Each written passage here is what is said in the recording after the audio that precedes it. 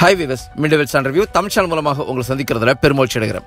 Indian car மார்க்கெட்ல ஒருத்தர் ஒரு புது கார் அல்லது ஒரு யூஸ்டு கார் வாங்கணும்னு முடிவு பண்ணும்போது அவங்க அந்த கார்ல முதன்மையா பார்க்கக்கூடிய அம்சங்கள் கொஞ்சம் இருக்கு. அது என்ன அப்படின்னு பாத்தீங்கன்னா, ஒன்னு அந்த காரோட பிரைஸ் ரேஞ்ச் என்ன, இரண்டாவது அந்த கார் பார்க்கிறதுக்கு எவ்வளவு அழகா இருக்கு, மூணாவது அந்த கார் என்ன மைலேஜ் கிடைக்குது, நாலாவது அந்த காரோட ரீசேல் வேல்யூ என்ன இருக்கு, அஞ்சாவது அந்த காரோட என்ன ஃபீச்சர்ஸ் இருக்குது. இது எல்லாமே முதன்மையா பார்க்கிறது மிகப்பெரிய ஒரு தவறு. எப்பவுமே ஒரு கார் வாங்கும்போது அந்த கார்ல முதன்மையா பார்க்க வேண்டிய அம்சங்கிறது சேஃப்டியை கடந்து தான் வேற எதுவுமே இருக்கணும் அப்படிங்கிறது என்னுடைய ஒரு தனிப்பட்ட கருத்து. சோ அதனுடைய அடிப்படையில் இன்னைக்குள்ள காலகட்டத்தில் ஒவ்வொரு கார் கம்பெனிகளும் தங்களுடைய கார்களை குளோபல் என்கேப் கிராஷஸ் ரேட்டிங்ல உட்புகுத்தி ஸ்டார் ரேட்டிங் எடுத்துட்டு வராங்க.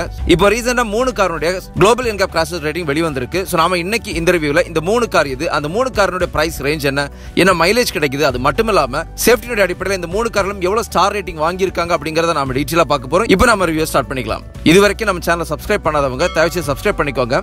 கார்கள் பற்றி செய்திகள், ரிவ்யூஸ், கம்பேரிசன் எல்லாமே உங்களுக்காக நம்ம டெய்லி போஸ்ட் பண்ணிக்கிட்டு இருக்கோம். இப்போ ரீசெண்டா இந்த சேஃப்டி டெஸ்ட்ல உட்படுத்தப்பட்ட அந்த 3 கார்கள் எது அப்படின்னு பாத்தீங்கன்னா, ஒன்னு Hyundai Creta, இரண்டாவது Hyundai i20, மூணாவது காருங்கிறது Toyotaவுடைய urban cruiser.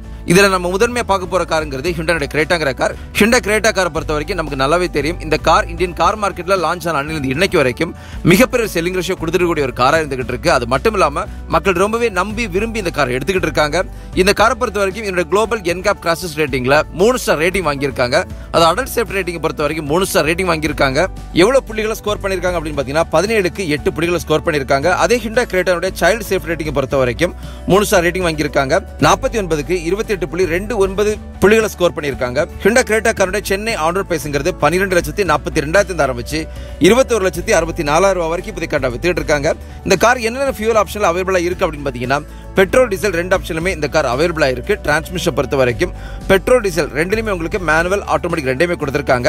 Hyundai Creta car deliver பண்ணக்கூடிய மைலேஜ் என்ன அப்படின்னு பார்க்கும்போது, பெட்ரோலுடைய மேனுவல் டிரான்ஸ்மிஷன் 16.8 km/லிட்டர், அதே டீசலுடைய மேனுவல் டிரான்ஸ்மிஷன் 21.4 km/லிட்டர், டீசலுடைய ஆட்டோமேட்டிக் பொறுத்த வரைக்கும் 18.5 km/லிட்டர் மைலேஜ் கூடிய ஒரு காரா இருந்துகிட்டு இருக்கு. இரண்டாவது காருங்கிறது Hyundai i20ங்கிற கார். இந்த காருமே இந்தியன் கார் மார்க்கெட்ல லான்ச் ஆன இன்னைக்கு வரைக்கும் மிகப்பெரிய செல்லிங் ரேஷியோ கொடுத்துட்டு இருக்கக்கூடிய ஒரு காரா இருந்துகிட்டு இருக்கு. அது மட்டும் இல்லாம மக்கள் ரொம்ப விரும்பி எடுக்கக்கூடிய ஒரு காரம் இந்த கார் இருக்குது.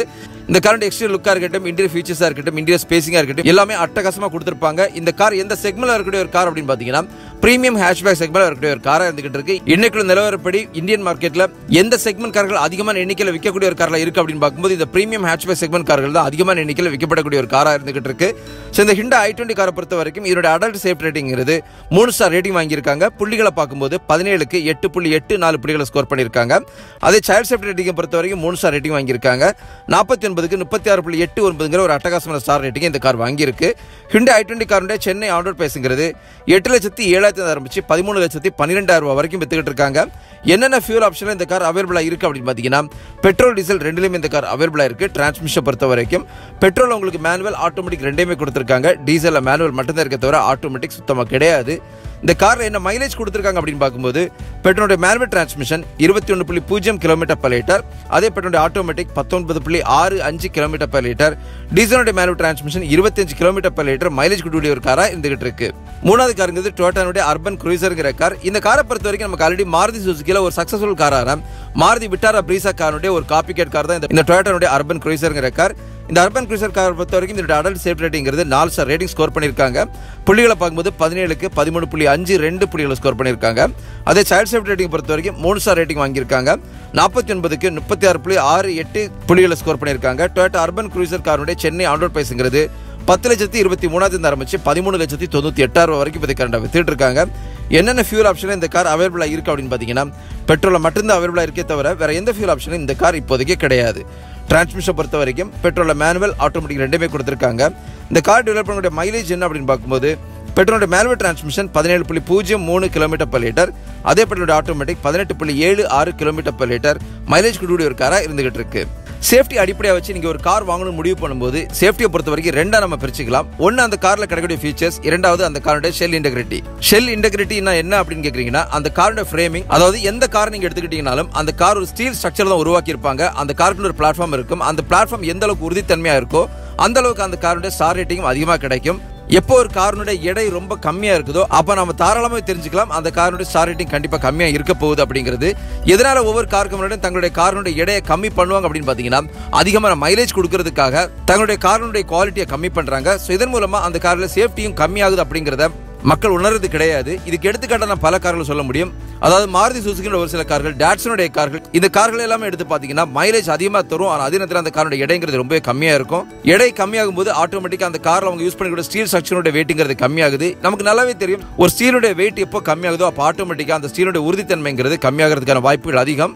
ஸோ நம்ம இன்னைக்கு எடுத்து பார்த்தா இந்த 3 கார்களுமே சேஃப்டியில் மிகப்பெரிய அளவில் ஸ்டார் ரேட்டிங் வாங்கின காராக கண்டிப்பாக கிடையாது. ஒரு ஆவரேஜான சேஃப்டி கொடுக்கக்கூடிய ஒரு காராக தான் இந்த 3 கார்களும் இருந்துகிட்டு இருக்கு. எப்போ ஒரு கார் 4 ஸ்டார் 5 ஸ்டார் ரேட்டிங் வாங்குதோ அப்போ தான் அந்த கார் ஒரு அட்டகாசமான ஸ்டார் ரேட்டிங் உள்ள ஒரு கார் அப்படிங்கிறத நம்மளால சொல்லிக்க முடியும். 3 ஸ்டார் ரேட்டிங்கிறது கண்டிப்பாக ஒரு ஆவரேஜான ஸ்டார் ரேட்டிங் தான். ஸோ Hyundai Creta இருக்கட்டும், Hyundai i20 இருக்கட்டும், இந்த 2 காருமே மக்கள் அதிகமாக விரும்பி எடுக்கக்கூடிய கார்களாக இருக்கு.